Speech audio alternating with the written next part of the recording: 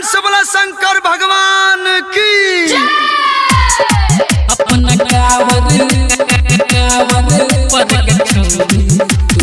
Music director कुंदन बाबू सलहा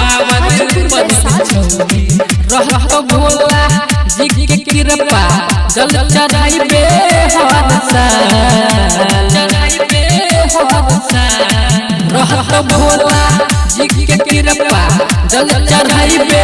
हर साल अपना कांवर पर के गोरखी तू लिखा ले महाकाल अपना कांवर पर के छौरी तू लिखा ले महाकाल अपना कांवर पर के छौरी तू लिखा ले महाकाल अपना कांवर पर के छौरी तू लिखा ले महाकाल। प्रेम से बोला शंकर भगवान की। भोला जी के भगवती में भजो मगन गे एही सावन में गोरकी लगतौ लगन गे भोला जी के भगवती में भजो मगन गे चढ़ते सावन तोहर लगतौ लगन गे कल पहिला सोमवार ठीक रहतौ हाल चाल अपना कांवर पर के गोरखी तू लिखा ले महाकाल अपना कांवर पर के छौरी तू लिखा ले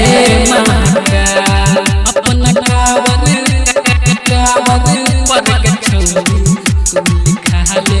महाकाल अपना कांवर पर के छौरी